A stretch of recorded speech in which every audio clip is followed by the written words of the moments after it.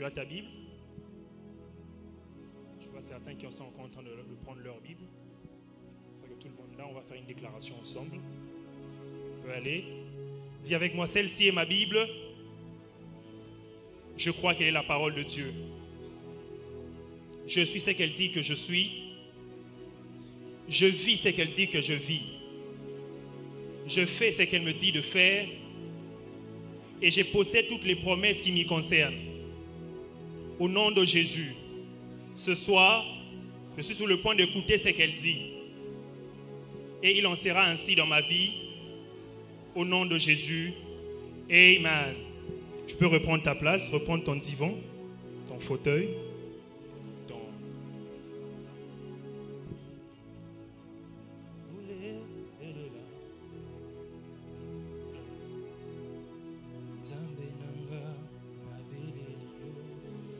Prends-moi le psaume 90. Depuis le début du mois, on est sur les notes en train de parler de que l'œuvre de mes mains prospère. Et ces textes se trouvent dans le psaume 90, au verset 17e. Mais pour aujourd'hui spécialement, on va lire le tout. Donc de 90 de 1 à 17. Et puis à quoi nous allons partager la parole, partager pendant quelques minutes. Et puis nous allons prier. Psaume 90. Vous y êtes? J'ai lu au compte de 3. 1, 2, 3, go. Prière, psaume 90, prière de Moïse. L'homme de Dieu. Je suis dans la version Semeur. Ô Seigneur, d'âge en âge, tu as été notre refuge. Avant que soient nées les montagnes et que tu aies créé la terre et l'univers de toute éternité, et pour l'éternité, toi, tu es Dieu. Tu fais retourner l'homme à la poussière et tu dis aux humains, retournez-y. Car 1000 ans à tes yeux sont comme le jour d'hier qui est déjà passé, comme une seule veille au milieu de la nuit. Tu balayes les humains comme un peu de sommeil qui s'efface à l'aurore, ils sont pareils à l'herbe, qui fleurit les matins, qui passe et qui le soir s'effane et se flétrit. Nous sommes consumés par ta colère, ta fureur nous éclaire. Tu as mis devant toi tous nos péchés, tu mets en lumière tout ce qui est caché. Tous nos jours disparaissent par ta colère et nos années s'effacent comme un murmure. Le temps de notre vie, c'est 70 ans, et au milieu de 80 ans pour le plus vigoureux. Et leur agitation n'est que peine et misère. Car le temps passe vite. Car le temps passe vite. Et nous nous envolons. Qui peut connaître l'intensité de ta colère? Qui peut connaître l'intensité de ta colère? Qui te respecte assez pour tenir compte de ton courroux? Apprends-nous donc à compter nos jours, afin que notre cœur acquiert la sagesse. Tourne de nouveau vers nous, ô Éternel, jusqu'à quand tarderas-tu encore, aie pitié de tes serviteurs.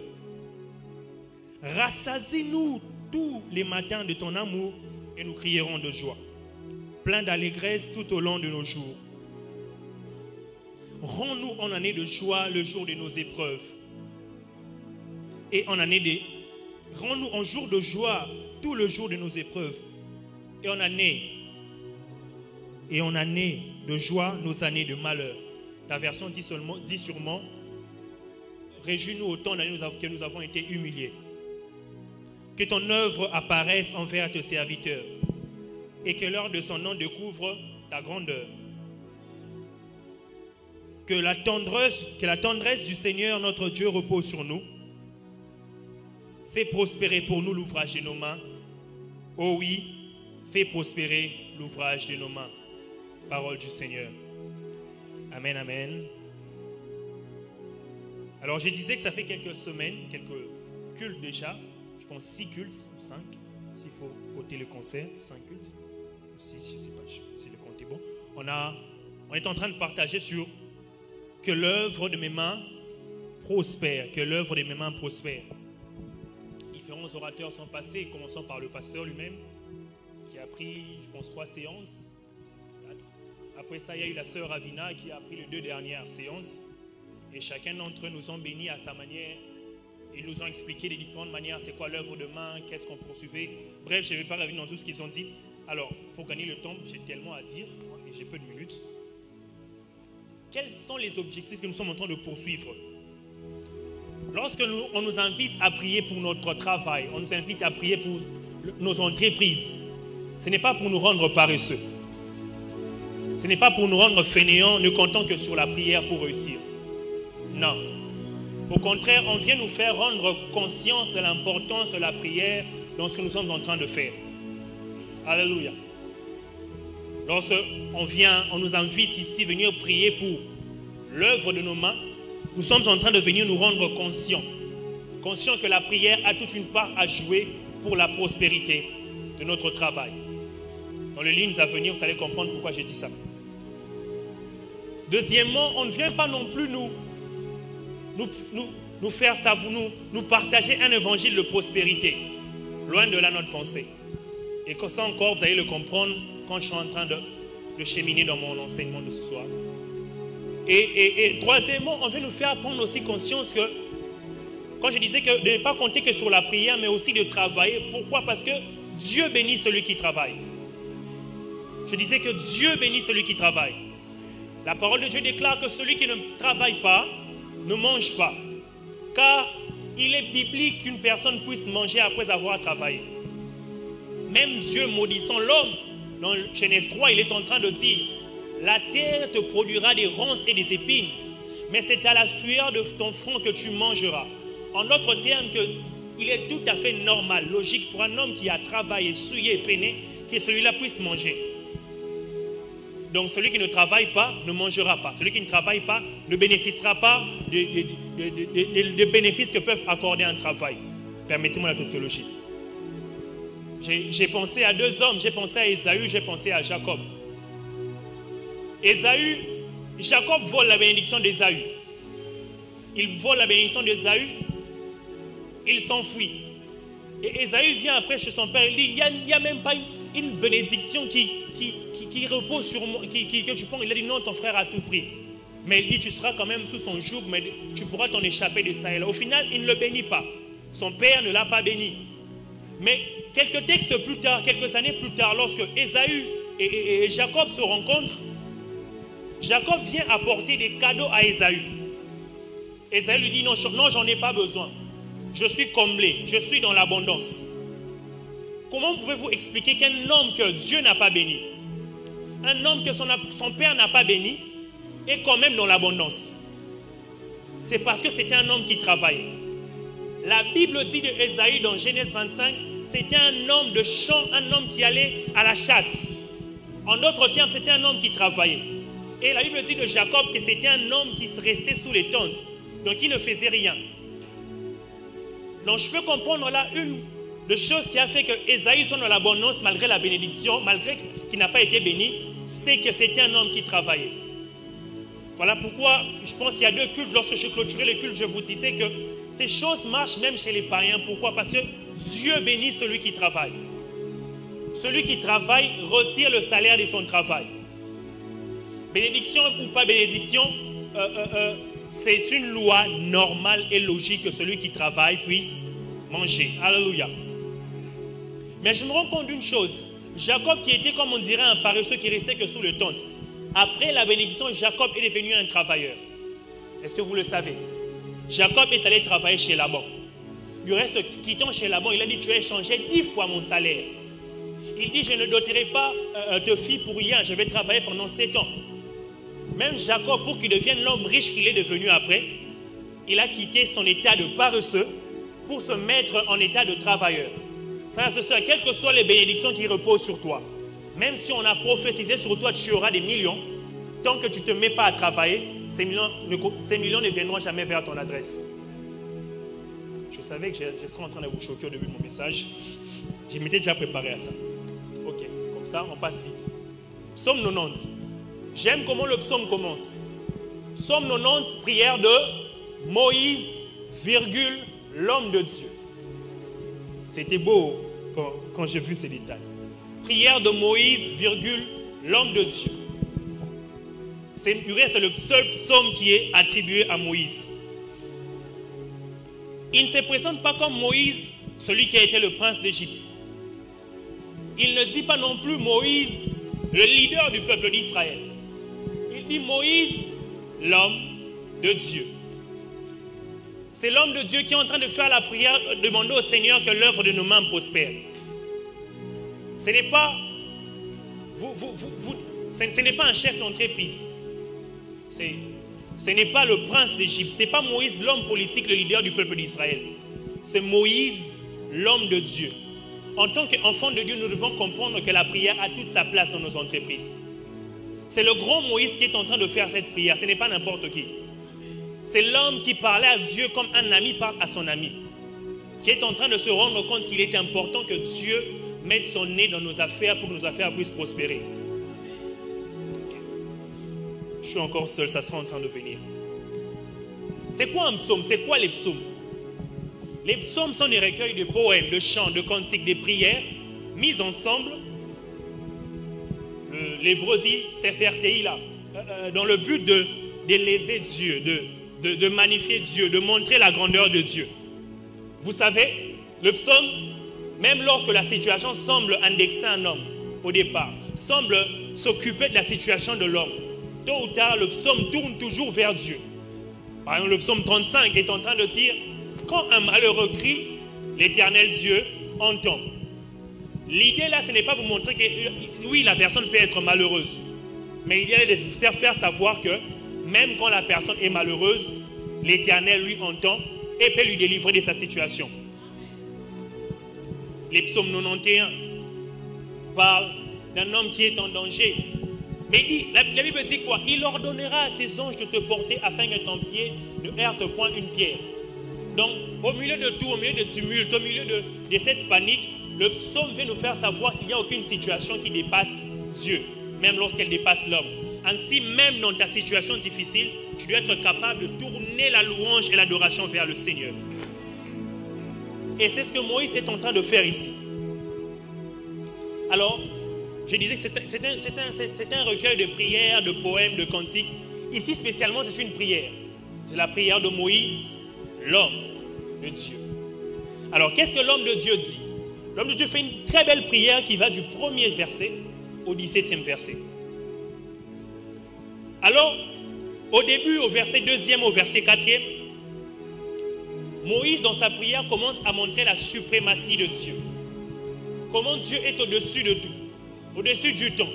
Avant même la fondation du monde, Dieu était là et Dieu supervisait tout. Il dit ceci, verset 2. Avant que soient nées les montagnes et que tu aies créé la terre et l'univers et toute éternité, pour toute éternité, toi, tu es Dieu. Le verset 4, il dit, car 1000 ans à tes yeux sont comme le jour d'hier qui est déjà passé, comme une seule veille de la nuit, comme une seule veille au milieu de la nuit. Il dit que Dieu a toujours été. Même avant toute chose, il était et il sera. D'éternité en éternité, d'âge en âge, il a été notre refuge. Que les temps ne lui importe peu. Du reste, 1000 ans sont à ses yeux comme le jour d'hier. Donc, 1000 ans pour Dieu, c'est un jour qui est déjà passé. Donc, la journée d'aujourd'hui, c'est comme 1000 ans pour lui, ce n'est rien. Et il dit encore pire, il réduit encore cela, il dit comme une veille de la nuit. Vous savez, les Hébreux avaient une façon de diviser le temps. Vous lirez par exemple que c'était vers la 3e heure, vers la 9e heure qu'ils montaient au temple, les ténèbres couvrir la ville entre la 3e et la 6e heure. Ils avaient une façon de diviser les journées. Et même la nuit. La nuit, il est divisé souvent en 4 veilles. Il y avait la première veille qui allait de 6 heures à 21 heures, qu'on appelait le soir. Il y avait la deuxième veille qui allait de 21 heures à minuit, qu'on appelait la deuxième veille. Oui. Il y avait la troisième veille qui allait de minuit à 3 heures, qu'on appelait, la deuxième veille de 21 heures à minuit, qu'on appelait la nuit. De minuit à 3 heures, qu'on appelait le chant du coq. Et de 3 heures à 6 heures, qui était la 4e veille. Alors, lorsque, par exemple, vous voyez Christ en train de dire à Pierre, avant que le coq ne chante 3 fois, tu m'auras réuni. Ça t'explique, en fait, il est en train de dire, avant qu'il soit 3 heures du matin, tu m'auras régné 3 fois. Ok? Par exemple, on vous dira que c'était vers la 4e veille que Christ marcha sur les eaux, Marc 6. Elle me dit que vers le soir, Dieu descendait dans le jardin pour voir Adam. Donc Dieu descendait entre 18h et 21h. Ok? Donc je pense que ça vous aidera prochainement quand vous serez en train de lire la Bible à comprendre ça. Maintenant, vous voyez à quoi Moïse est en train de réduire le temps. Il dit que pour Dieu, le jour d'hier, donc même la veille de la nuit, n'est que comme 1000 ans. Donc, Dieu a tout son temps. Dieu a tout son temps. Il voit ça, 1000 ans pour lui, il voit ça comme 3 heures pour nous. Or, qui est l'homme qui vit 1000 ans? Même Methuselah, l'homme le plus vieux à avoir vécu, n'a pas atteint 1000 ans. Zanzambe, toi tu as le temps, nous on n'a pas le temps. Et il est en train d'opposer la prière. Maintenant, dans la suite de sa prière, il est en train d'opposer. Quand il parle de Dieu, comment Dieu a tout son temps, il oppose, il dit que l'homme n'a pas le temps, Seigneur. Je suis au verset 10. Il dit, le temps de notre vie, c'est 70 ans. Au mieux même 80 pour le plus vigoureux. Qu'est-ce qu'il est en train de dire à Dieu? Il dit que toi, tu as tout ton temps. Nous, on n'a pas le temps. Vous savez, dans Genèse 6, Genèse 6, 3, lorsque Dieu dit, il dit, l'homme est tellement mauvais qu'il ne vivra plus jamais plus de 120 ans. Mais bizarrement, les gens mourraient toujours à moins de 120 ans. Et là, Moïse est en train de donner l'espérance de vie d'un Israélite. Il dit, les Israélites, Seigneur, ils vivent qu'entre 70 et 80 ans, pour le plus vigoureux. Donc, on n'a pas tout le temps, Seigneur, à faire 1000 œuvres de nos mains. Je sais que vous ne me comprenez pas encore à quoi ça a un rapport à ce que dit, je suis en train d'avancer. Il dit, tu as dit que l'homme doit vivre 120 ans. Mais chez nous, les Israélites, on ne vit que 70 ans. Et le plus vigoureux d'entre nous, c'est 80 ans. Voilà pourquoi dans Juge, dans Josué 14, 11, lorsque Caleb est en train de conquérir Canaan avec Josué et les autres, il arrive à Kirjat, Arba, il dit, lorsque j'avais 40 ans, Dieu m'avait fait cette promesse. Aujourd'hui, j'ai 85 ans, j'ai encore la même vigueur que lorsque Dieu m'avait fait cette promesse. En d'autres termes, il est en train de dire, c'est exceptionnel que pour moi, à 85 ans, je sois toujours aussi fort qu'un homme de 80 ans, de 40 ans. Parce que l'espérance de vie pour nous, c'est 70 à 80 ans. Alors, j'aimerais te poser une question ce soir. Quelle est l'espérance de vie d'un Congolais? 45 ans. Je te donne le premier sujet de prière ce soir, quand on sera en train de prier. Tu regardes ton âge, tu dis, Seigneur, regarde l'espérance de vie d'un Congolais. Regarde l'œuvre de mes mains. Il est grand temps qu'on puisse récupérer le temps perdu. On continue. Je vais lire le verset 10, la partie B, dans la version Parole de vie. La version Semeur dit, le temps de notre vie, ce n'est que 70 ans et au mieux 80 ans pour le plus vigoureux. Et leur agitation n'est que peine et misère, car le temps passe vite et nous nous envolons. Mais j'ai beaucoup aimé ce que Parole de vie dit.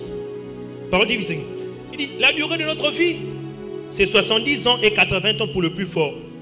Une longue vie apporte seulement fatigue et souffrance. Les années passent vite et nous nous envolons. Parole de vie est en train de dire, rien ne te rassure que si tu vis longtemps, tu auras une vie dorée. Ce n'est pas parce que tu as vécu 100 ans que tout sera rose pour toi. Il est possible de vivre pendant longtemps, mais qu'on ait seulement fatigue et souffrance, peine et misère, qu'on ne bénéficie de rien de la longue vie. Si vous lisez dans la Bible, ce n'est pas de tout le monde que la Bible conclut en disant il est mort d'une vieillesse rassasiée de jours. Ce n'est pas de tout le monde que la Bible dit ça. Donc, si tu vas faire une prière, dis Seigneur, si je veux me laisser vivre longtemps, laisse-moi vivre en étant rassasié de jours et mourir d'une heureuse vieillesse. De ne pas avoir une longue vie où tout est difficile et misérable. Alléluia. Alors, quand vous lisez le verset 3, le verset 5 à 9 et le verset 11, Moïse est en train maintenant d'expliquer comment Dieu, lui, ne subit pas le temps, c'est vrai, mais que lui a la capacité d'influencer le temps. Que lui a la capacité d'influencer la durée de la vie d'un homme. Il dit par exemple au verset 5, tu balayes les humains comme un peu de sommeil qui s'efface à l'oreille et ils sont pareils à l'herbe. Moïse est en train de nous faire savoir que Dieu est capable de prendre l'homme et de le faire disparaître. En d'autres termes, Dieu est aussi capable de conserver l'homme. de le garder jusqu'à ce qu'il touche ses promesses. Je prie vraiment que Dieu, en cette année, te fasse vivre toutes les promesses qu'il avait données à ta personne. Alors, bon, maintenant mon message commence. Je suis au verset 12e. Au verset 12e, maintenant, il est en train de faire la prière. Il dit, après avoir expliqué, c'est comme s'il s'est plaigné d'abord pour l'homme. Il dit, Seigneur, tu as tout le temps. Nous, on n'a pas le temps. Seigneur, voici, notre espérance de vie n'est pas grande. Maintenant, au verset 12, il commence maintenant à faire savoir sa requête. Il dit, Seigneur, verset 12, apprends-nous à compter nos jours afin que nous appliquions nos cœurs à la sagesse. Apprends-nous à compter nos jours afin que nous puissions appliquer notre cœur à la sagesse. Il disait qu'on n'a pas le temps. Alors, puisqu'on n'a pas le temps, Seigneur, apprends-nous à compter nos jours. Puisqu'on ne sait pas, on ne maîtrise pas demain, tout peut arriver. J'ai appris même une mauvaise nouvelle tout à l'heure d'un proche à moi qui a perdu sa femme. Alors, ça ne fait même pas 5 ans qu'ils sont mariés. Vous voyez un peu. Ça arrive. Donc, personne ne maîtrise le lendemain. Personne ne maîtrise le lendemain. Personne ne sait ce qui peut arriver demain. Personne ne sait ce qui peut arriver demain. Seigneur, alors, apprends-nous à compter nos jours. Apprends-nous à maximiser sur le temps qui nous est compté. Apprends-nous à nous attarder longtemps, à nous concentrer sur les choses qui sont importantes. Apprends-nous, Seigneur, à compter nos jours. Apprends-nous, Seigneur, à compter nos jours. Alléluia. Je ne sais pas, mais il y a que les chrétiens qui pensent qu'ils ont tout le temps.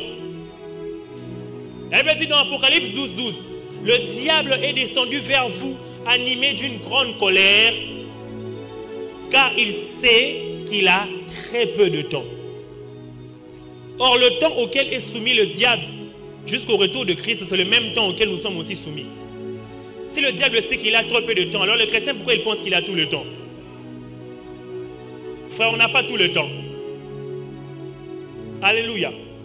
Je savais que je suis en train de beaucoup vous choquer ce soir. On n'a pas tout le temps. Seigneur, apprends-nous à compter nos jours, afin que nous appliquions notre cœur à la sagesse. Ça me rappelle les étudiants qui ont souvent tendance à rien écrire pendant toute la période on a dit l'examen c'est pour 1 heure. Ils n'écrivent pas. Quand on dit qu'il reste 5 minutes, c'est comme si toutes les réponses sont mises. Et ils commencent à écrire même des choses qui voilà. Je ne sais pas, mais je découragerais les chrétiens d'être comme ça. D'être là en train de passer le temps inutilement. Et lorsqu'il se rendra compte qu'il est tellement distrait, alors dans le peu de temps, c'est à 80 ans que tu viens te réveiller. C'est tard pour faire ça sera tard pour faire certaines choses. C'est à 75 ans que tu viens te réveiller. Ça sera trop tard pour faire certaines choses. Vous savez, il y a 2 façons d'être distrait. Il y a la distraction active et la distraction passive. La distraction passive, c'est que tu n'es concentré à rien de bon. Tu n'es concentré dans rien. Tu ne fais rien. Mais la distraction active, c'est que tu es complètement concentré mais dans la mauvaise chose. Du coup, les bonnes choses sont en train de passer à côté. Les bonnes occasions sont en train de passer à côté. J'ai pris que Dieu puisse vous aider, nous aider ce soir à compter nos jours. Maintenant, apprends-nous à compter nos jours, Seigneur. Pourquoi? Afin que nous appliquions nos cœurs à la sagesse. Afin que nous devenions plus sages, Seigneur. La Bible dit dans Ecclésiaste 2,14 que le sage a les yeux là où il faut. En d'autres termes, le sage regarde dans la bonne direction. En d'autres termes, le sage met son intérêt dans les choses qu'il faut. Il n'est pas distrait ni passivement ni activement. Il ne va pas perdre son temps dans les choses inutiles. Il va au contraire placer tout son intérêt dans les choses utiles. Il dit, Seigneur, apprends-nous à compter nos jours afin que nous ayons nos yeux là où il faut. Il dit, Seigneur, apprends-nous à compter nos jours afin que nous puissions mettre notre intérêt dans les choses qui vont importer, pas aux choses qui seront en train de nous faire perdre notre temps. Ma prière pour nous ce soir, c'est que Dieu nous aide à avoir le yeux là où il faut, à avoir le yeux là où il faut, à nous investir dans les choses qui vont compter, non pas à des choses qui ne vont pas compter. Frères et sœurs, ma plus grande crainte, ce n'est pas de ne pas travailler, mais ma plus grande crainte, c'est de travailler pour des choses qui ne vont pas compter demain. Hein, que lorsque Dieu me verra demain, il puisse me dire, va, je ne t'ai jamais connu. J'ai dit, pourquoi, mes seigneurs? N'ai-je pas prêché en ton nom? N'ai-je pas fait des miracles en ton nom? Mais comment tu le faisais? Ma prière pour toi ce soir, c'est que tu puisses avoir les yeux là où il faut. Deuxièmement, il dit, apprends-nous à compter nos jours afin que nous appliquions notre cœur à la sagesse. Le mot sagesse utilisé là, c'est chokma ou encore chokma. C-H-O-K-M-A-H. Je vais expliquer c'est quoi. Vous connaissez Bezalel? Vous connaissez Bezalel? C'est qui Bezalel? C'est l'homme à qui, lorsque Dieu donne le plan à la montagne à Moïse, il dit, voici j'ai oint Bezalel et Oliab et je les ai rendus capables, je les ai remplis de Saint-Esprit, de force et d'intelligence. Et je les ai rendus capables de matérialiser les choses que tu as vues à la montagne. Alléluia. Je les ai rendus capables de faire voir les choses que tu as vues à la montagne.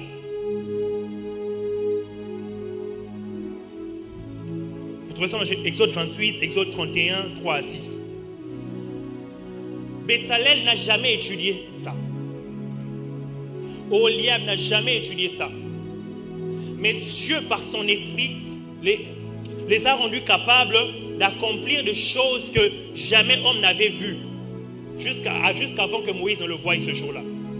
Dieu, par son esprit, les a rendus capables d'accomplir des choses qui, on dirait, humainement parlant, ils ne seront pas capables d'accomplir. Qu'est-ce que je suis en train de dire? Je suis en train de dire que tout un chacun de nous, on a des habilités comme ça que Dieu a placées en nous, que l'on peut facilement faire.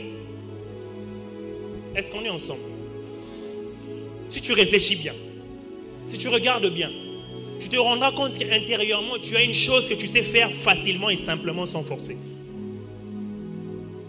Hein? Et cela, sans même que tu partes à l'école pour ça. Je connais par exemple quelqu'un qui a fait l'économie, mais un jour s'est découvert avec un talent de styliste, designer et couturier et tout. Si je cite seulement son nom, certains d'entre vous peuvent le reconnaître. Et aujourd'hui, la personne émerge dans ça. Cette chose-là que Dieu met en nous, tu n'as pas besoin d'aller à l'école pour le développer. Tu as l'impression que c'est un talent inné. Tu as l'impression que tu le fais bien. Moi, par exemple, Dieu m'a fait grâce, c'est que j'apprends vite et bien. Je ne force pas. Il suffit juste de mettre la volonté pour un truc, je l'apprends. Tu verras quelqu'un d'autre, naturellement, tu as l'impression qu'il chante bien. Il n'a même pas besoin d'aller à l'INA pour détecter, pas l'INA, INA, pour détecter les organes et des choses comme ça. Tu verras un autre, il cuisine bien, naturellement. Il n'a pas besoin de faire une école culinaire. Réfléchis bien. Tu te rendras compte que tu as forcément un talent. Un autre, il a une capacité de vendre, c'est un bon commerçant. Il est convaincant quand il veut te vendre un truc. Il est super convaincant quand il veut te vendre un truc. Tu ne sais pas comment il fait, comment il y arrive. Il n'a pas étudié, il n'a pas fait le commercial. Tu fais quoi? Oh, je fais la médecine. Mais quand il met les articles en vente, tout le monde a tendance à vouloir l'acheter. Alléluia. On a tous des habilités comme ça que Dieu a placées en nous. On a tous des capacités comme ça que Dieu a placées en nous. On a tous un talent inné, quelque chose comme ça que tu es capable de le faire, que tu as à l'école pour ça ou pas. Mais ce que j'aime aussi avec cette chose, c'est que lorsque tu ne l'as pas, deux possibilités. Quand tu ne te rends pas compte de ça, comme Bezalel qu'il avait, qui ne s'en rendait pas compte, Dieu l'a dit à Moïse, afin que Bezalel se rende compte qu'il avait. Je prie que Dieu me le dise ou le dise à quelqu'un afin que je te rende compte que tu as un talent inné que tu étais en train d'ignorer. Deuxièmement, je me suis rendu compte dans Deutéronome 34 que que Moïse avait imposé les mains. Il me dit que Moïse imposa les mains à Josué et le même esprit vint sur lui et cela lui rendu capable. Je prie encore dans le nom puissant de Jésus. Même si tu ne savais pas que tu avais un talent inné, lorsqu'on sera en train de te prier pour toi ce soir, que cette chose, que cette onction, que cette particularité, cette grâce puisse se manifester dans ta vie, dans le nom puissant de Jésus. Alors le choc, c'est encore quoi je disais, c'est l'esprit qui reposait sur Bétzalel. C'est aussi l'adresse dans la guerre. C'est-à-dire l'efficacité dans les choses pratiques. L'efficacité dans l'adversité. C'est-à-dire que tu peux être dans un domaine où tout le monde est en train de faire la même chose. Mais Dieu te rend efficace dans l'adversité. Est-ce que je parle à quelqu'un ce soir? Tu peux être en train d'affronter vous vendez tous les mêmes choses. Mais on ne comprend pas, c'est seulement toi, c'est vers toi que tout le monde a l'intention d'aller. C'est vers toi que tout le monde veut venir juste acheter. Ça, c'est Dieu qui fait ça. Alléluia. C'est aussi la sagesse de l'administration. Lorsqu'on te donne de gérer un élément, on te donne de gérer un truc, on te donne de gérer une affaire, la façon dont tu organises les choses laisse tout le monde bouche bée. La façon dont tu fais les choses laisse tout le monde, waouh, comment il a fait ça. Et c'est ce genre d'esprit qui reposait sur des hommes comme Joseph. Lorsqu'on lui laisse l'organisation, l'administration d'une chose, de la prison, de la maison de Potiphar, on est tous choqués par la capacité de choses qu'il peut faire. Ma prière pour toi ce soir, dans le nom puissant de Jésus, que dans l'adversité, que Dieu puisse te donner d'être efficace. Que dans l'administration, Dieu puisse te donner d'être efficace. Qu'il en soit ainsi dans ta vie au nom puissant de Jésus. Cet esprit, c'est aussi la sagesse morale et religieuse. La sagesse dans les choses de Dieu. C'est ce genre d'esprit qui fait en sorte que vous verrez un jeune garçon, un jeune serviteur de Dieu, mais il est tellement efficace. Il a l'air plus mature pour son âge. Il a l'air, quand on vous donne son âge et vous voyez ce qu'il est en train de faire, vous dites waouh, c'est pas possible. Je lui donnais 10 ans de plus. Je lui donnais 7 ans de plus. Pourquoi? Il a l'esprit de la sagesse de Dieu qui repose sur lui et qui le rend capable de faire des choses comme l'ancien de jour alors qu'il n'est qu'un jeune garçon de 23 ans. Je suis en train de dire à quelqu'un ce soir, dans le nom puissant de Jésus-Christ, que cette onction puisse reposer sur toi afin que dans quoi que ce soit tu seras en train d'administrer, qu'il te rende capable d'être efficace. Ah, j'aime encore ça. Cet esprit, c'est aussi l'esprit du bon jugement. Le bon jugement. Dis à ton voisin le bon jugement. Le bon jugement, le bon jugement, c'est tu as 2 opportunités d'affaires. Ok? Le bon jugement, c'est que tu juges et tu te rends compte que tu dois investir dans les chaussures et non pas dans les vestes. Et puis les chaussures commencent à produire aussi. Et que si tu investis dans les vestes, tu vas les perdre. Les bons jugements, c'est être capable de discerner, de savoir dans quoi t'investir. Car je disais que le sage a les yeux là où il faut. Alléluia. Alléluia. Mais cet esprit, c'est aussi l'esprit de la créativité. La créativité. Vous voyez que créativité? Faut bouler. Hein? Comme les Quinois disent. Donc tu réfléchis, puis non. Ok, je vais faire ça. Et puis ça marche. Est-ce que vous savez que c'est la créativité qui a installé Joseph auprès du Pharaon? Parce que lorsqu'il interprète le songe, il finit, il dit il faudrait placer. Donc il a sorti une idée qui sortait du commun. C'est ça la créativité. Donc une idée qui dépasse l'entendement humain. Il dit bon, maintenant c'est vrai qu'il y aura cette année de famine, cette année d'abondance. Mais pour prolonger l'année de l'abondance sur la famille, il faudrait placer quelqu'un qui soit capable de bien gérer les choses, d'administrer les choses, afin que voilà, pendant les années de famine, on ne puisse pas connaître la famine. Frères et sœurs, je prie au nom puissant de Jésus, que lorsque vous serez en train de faire un brainstorming, un moment de partage dans ton entreprise, que tu sois le plus créatif. Je viens prier pour ton cerveau en ce soir, que Dieu donne à ton cerveau d'être créatif.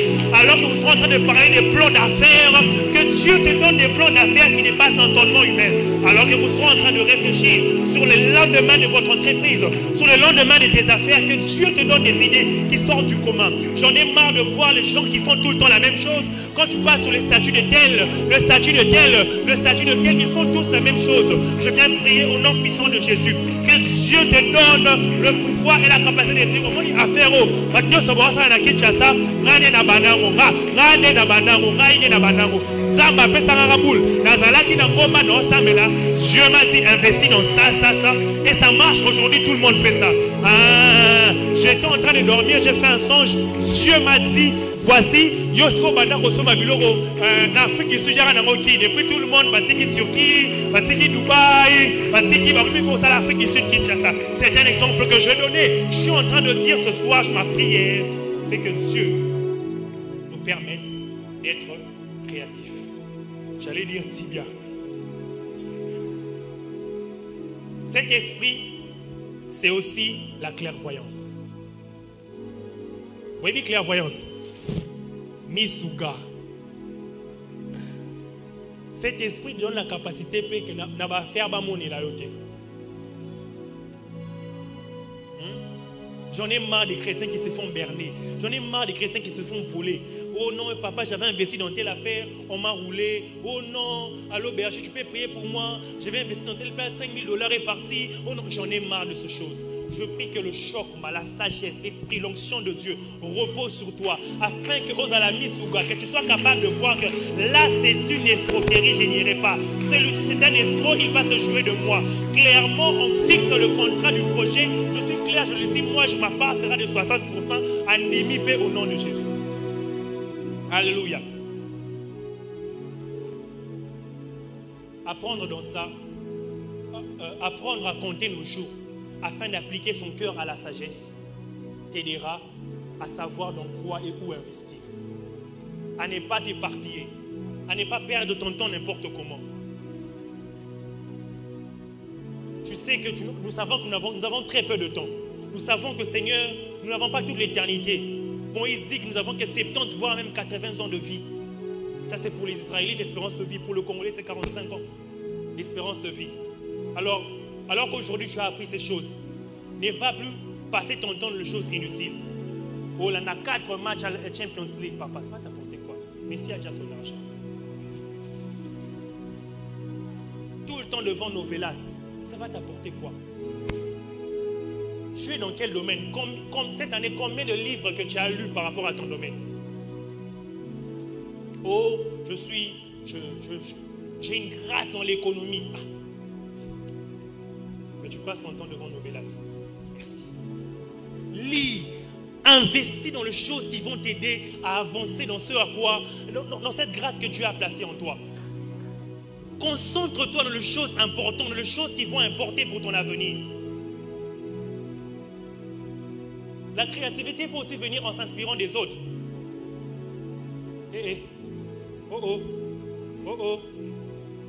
Oui, investis dans les choses importantes. Arrête de passer ton temps dans les choses inutiles. L'oisiveté est la mère de tous les vices. Apprenez à investir dans les choses importantes. Arrêtez de passer votre temps à ne rien faire. Tu es là 24 heures sur 24, 7 jours sur 7 en train de ne rien faire. C'est vrai, tu me diras que non, le système éducatif congolais ne nous aide pas. Je peux être bon dans tel domaine, mais je suis en train de faire le droit. Je peux être bon, mais aujourd'hui, je me rends compte qu'il y a l'entrepreneuriat. Tu peux être licencié en droit, mais tu es en train d'investir dans le domaine pour lequel tu sens que c'est un talent naturel. Rien ne t'empêche. Rien ne t'empêche. Tu es dans autre chose, mais tu as une capacité autre. Alors tu t'investis dans l'autre capacité là aussi qui te permet, voilà. Tu te sens épanoui. Beaucoup de gens souffrent dans le travail à cause de ça. Il fait un travail qui ne le plaît pas, il fait un travail qui le dépasse, il fait un travail, voilà, tout le monde en chaque lundi, il est fatigué d'aller au boulot. Pourquoi? Parce que le travail qu'il fait, ce n'est pas son ressentiment intérieur.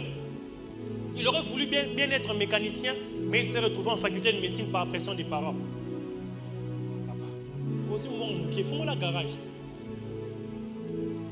Oh. Tu es entrepreneur d'un garage. C'est ça l'idée. J'allais dire encore si bien. Alléluia. Alléluia. Je sais que je suis en train de vous choquer, hein? Mais j'avais vraiment un cœur d'enseignant ce soir, pas un cœur de prédicateur. Je disais que l'objectif qu'on poursuivait, ce n'est pas seulement la prière, mais vous faire rendre compte aussi que Dieu bénit celui qui travaille. Alors on va vous faire réfléchir ce soir qu'il est important qu'un chrétien travaille. Amen, amen. Et puis, tu es aussi assez grand aujourd'hui, tu peux te reconvertir dans le domaine qui tu sens ça te touche, ça te va, c'est toi, dans lequel tu te sens un poisson dans l'eau. Que Dieu bénisse tous ceux qui s'épanouissent dans un domaine qui est le leur, mais pour lequel ils n'ont pas fait les études. Que Dieu bénisse aussi ceux pour qui ils ont fait d'autres études, mais s'épanouissent dans un autre domaine qui est le leur. Tu peux te reconvertir, parce que tu as maintenant 30 ans aujourd'hui, papa n'est pas là. Papa n'a plus un mot à dire sur toi. Je ne te demande pas d'être rebelle. Tu peux te reconvertir dans le domaine dans lequel tu te sens à l'aise. Je connais quelqu'un qui a fait le droit, mais qui aujourd'hui, comment une entreprise, je dirais, de transport.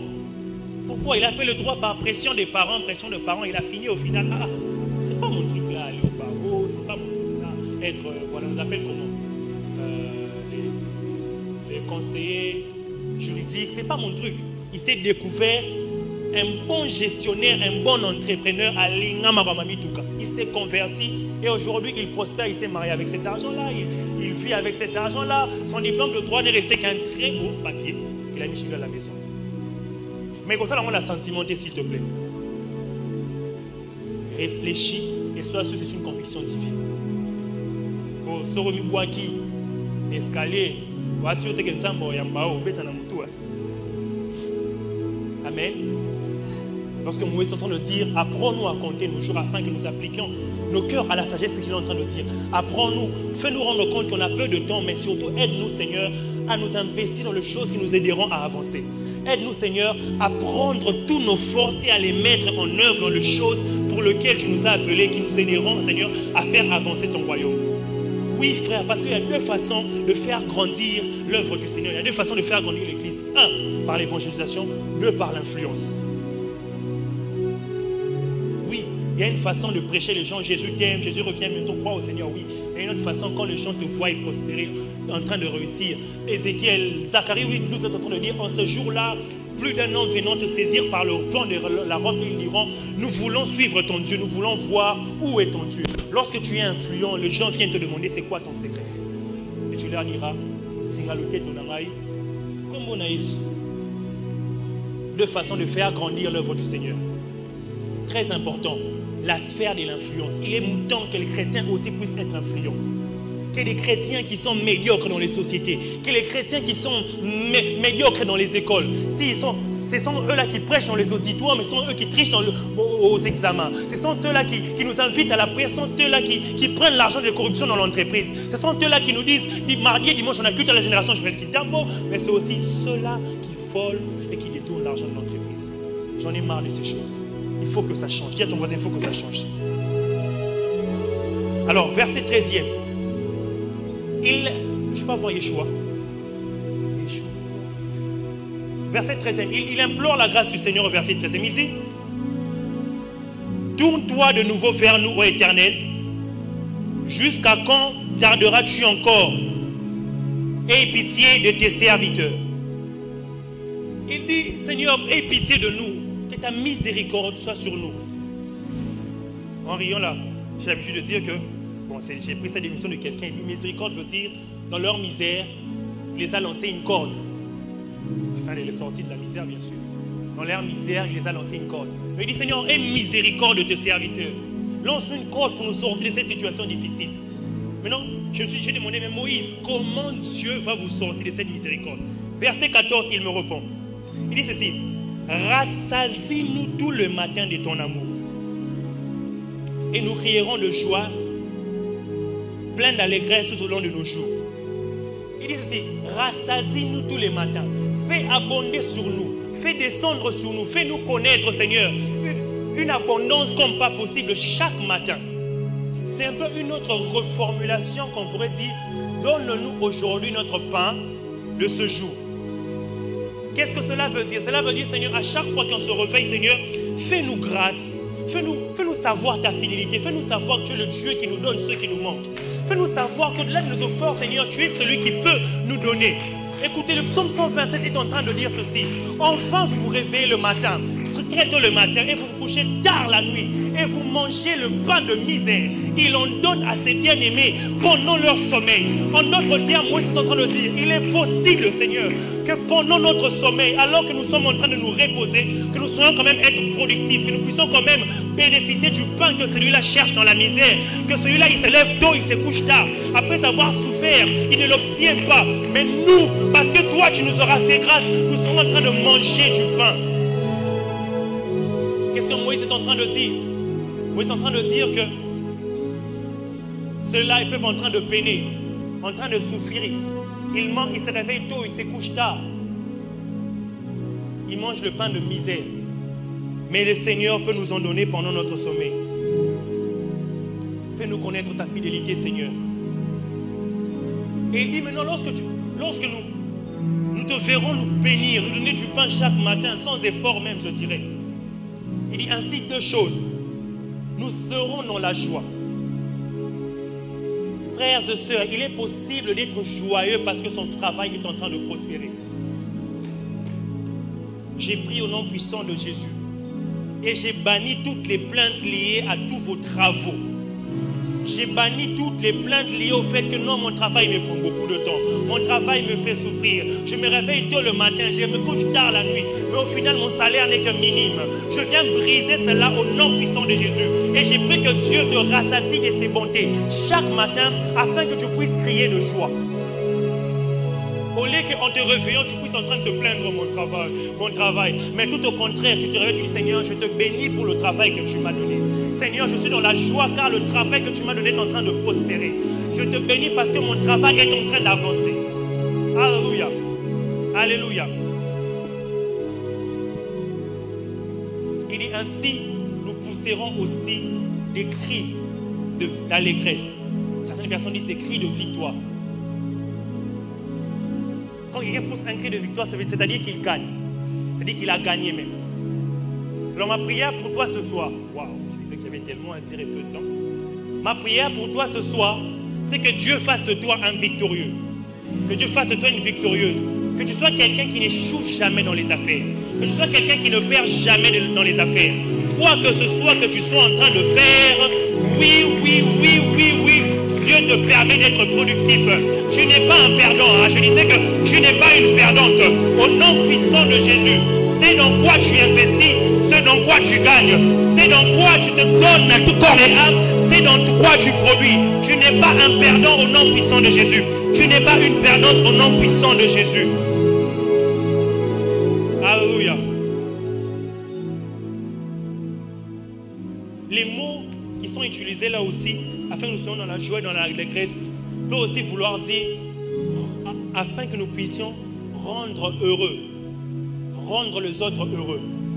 Il est possible que c'est ton entreprise à toi, ton travail à toi, soit aussi un sujet de bonheur pour les autres.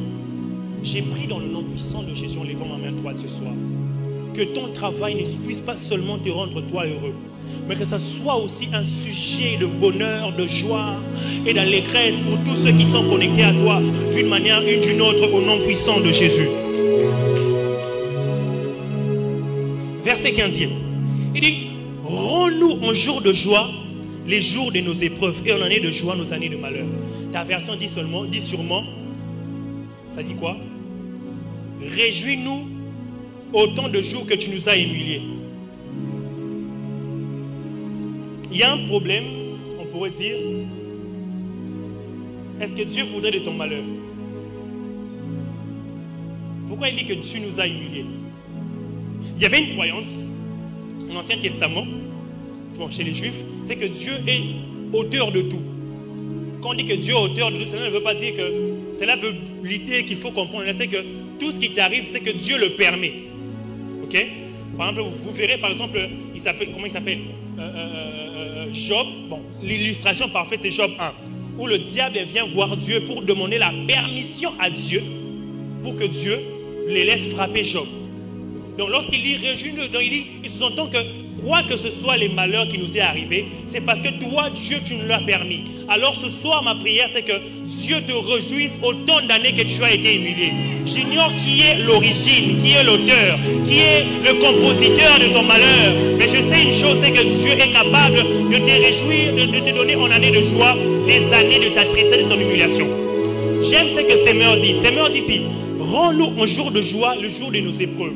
Le mot jour utilisé là veut dire jour de travail. En d'autres termes, Moïse est en train de faire cette prière en disant, il y a eu des jours où de travail nous sommes partis, nous avons été humiliés.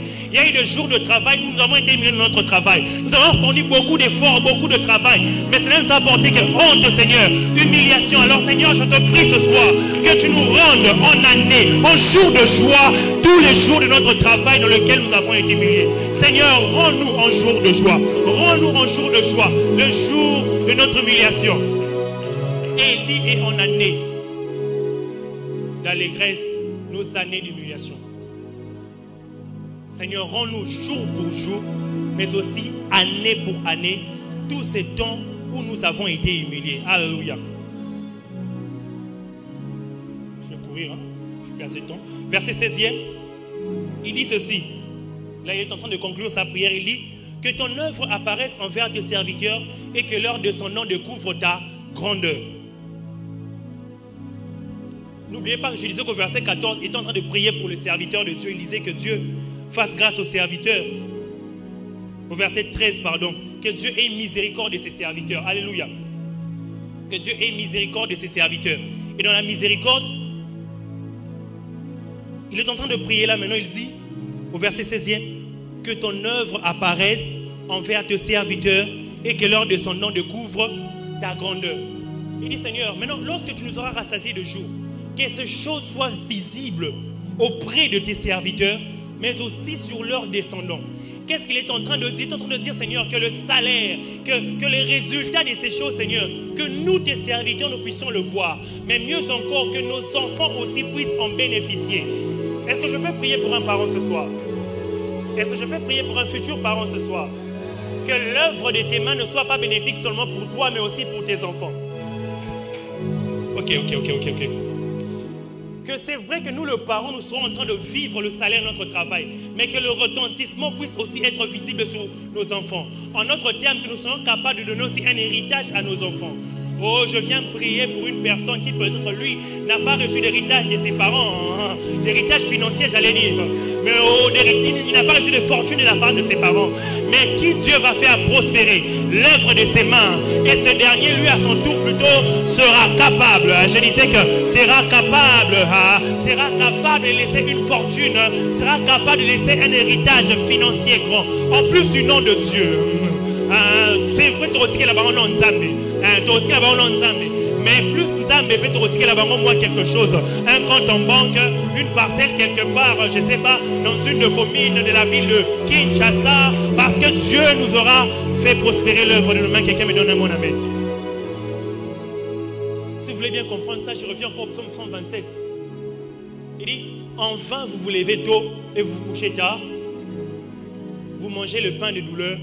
Dieu en donne à ses bien-aimés pendant leur sommeil. Point.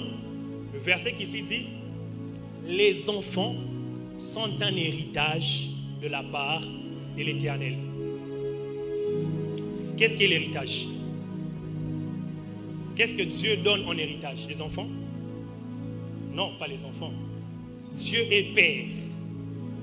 L'héritage qu'il donne à l'homme, c'est lui aussi d'être père. Okay. Dieu est père. L'héritage, c'est quelque chose qu'on laisse à l'autre. Et ce qu'il est en train de laisser à l'homme, là, c'est que lui aussi, à son tour, soit père, soit responsable, soit le garant des enfants. Et maintenant, pour se rassurer que c'est un bon garant, qu'est-ce qu'il fait? Le verset précédent, il leur donne du pain pendant leur sommeil. En d'autres termes, il leur donne les nécessaires parce que le pain, c'est l'élément essentiel. Selon nous, aujourd'hui, notre pain, c'est la substance nécessaire pour la survie. Qu'est-ce que cela veut dire? Dieu se rassure, non pas seulement te donne l'héritage, donne la capacité d'être père ou mère, mais aussi il te donne la capacité d'être un père ou une mère responsable. Qui, lorsque l'enfant vient se plaindre, il dit même aussi méchant que vous êtes. Si ton enfant te demande le pain, tu ne donneras pas la pierre. Dieu veut te rendre responsable. Ainsi, est-ce que tu peux prier ce soir avec moi que Dieu rende le travail, l'œuvre de tes mains prospère afin que tu sois un père responsable qui ne donnera pas à son enfant une pierre à la place du pain parce qu'il manque du pain. Alléluia. Je n'ai pas le temps pour expliquer ça, je passe. Verset 17e. Ouf, on a parcouru. Hein? Il dit que la grâce du Seigneur notre Dieu repose sur nous.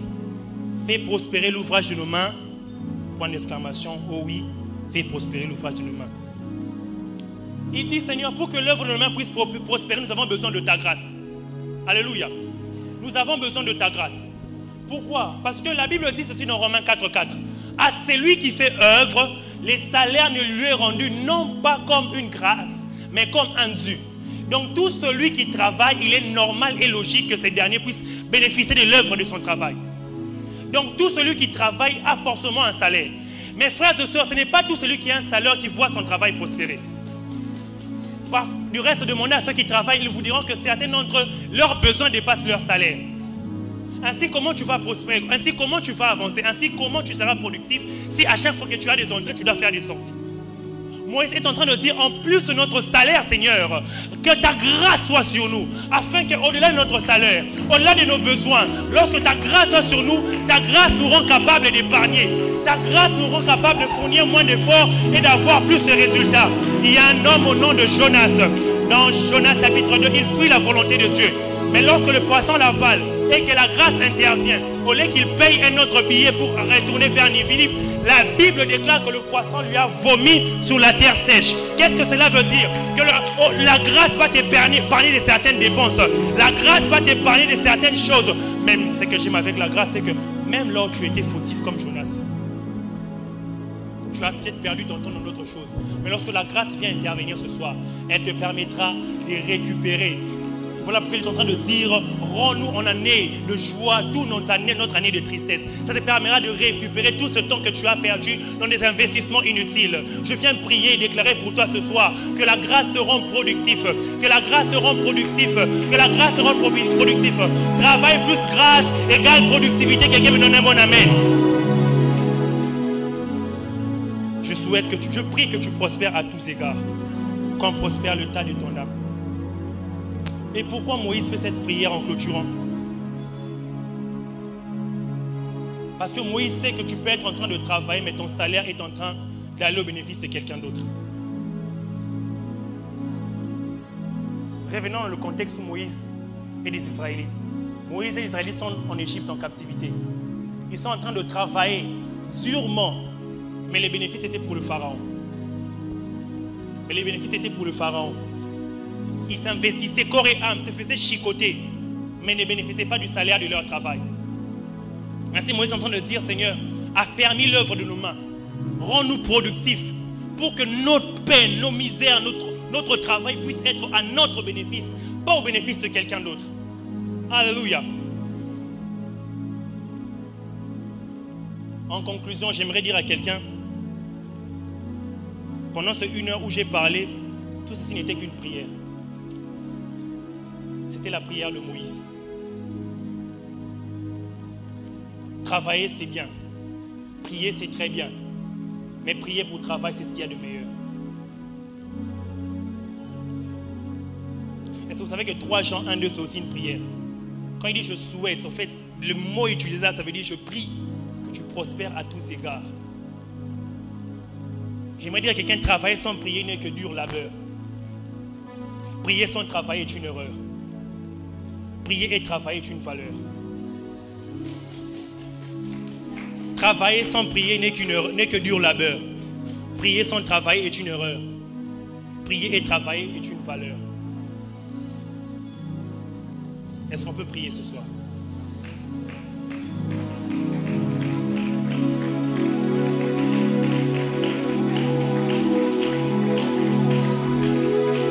Tu vas t'élever avec moi, on va prier. J'ai parlé pendant longtemps.